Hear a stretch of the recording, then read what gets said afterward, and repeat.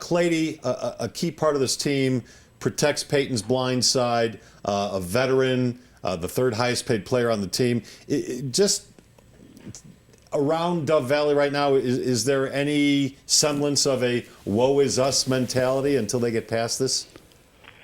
I think there might have been, had there been the old coaching staff, and you're coming off a terrible loss to Indianapolis, and it's like, the slide has begun in earnest now. Now they're losing veterans, and this is what happens to older teams.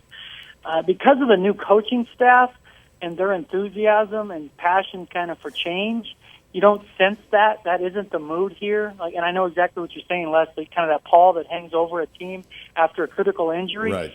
It was shocking because they didn't think it was much. But, in hindsight, a lot of these injuries with ACLs are non-contact. But it still surprises you. And they were shocked that it was that. They had no idea. But the reality is this, and this is the cold business of the NFL. Ryan Clady didn't play very well last year. Certainly didn't play up to his standards, number one.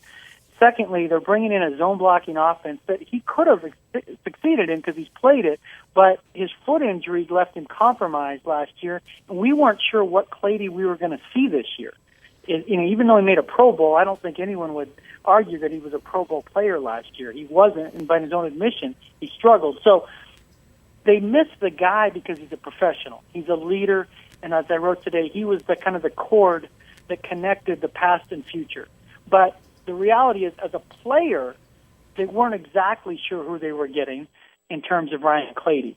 Was he going to just be an average left tackle? And that's why, while they're disappointed for him on a personal level, there is this intrigue, and it's been accelerated, in Ty Sambrailo, and this change of the offensive line. Like, all these shifts they've been talking about, they're being accelerated in some case by injury now because they want to move forward kind of beyond the Peyton Manning years, and they may have to with the offensive line. So it's a bad thing, but it may not be the worst thing in the big picture if one of these guys can play. Now, if they can't, it's horrible, and you're going to look back and say the beginning of the pull of the thread of the sweater where it unraveled was the day Clady got hurt. But if one of these guys is functional and plays well, you're going to say, oh, now they're going to save $10 million next year. That gives them more money to sign extra players.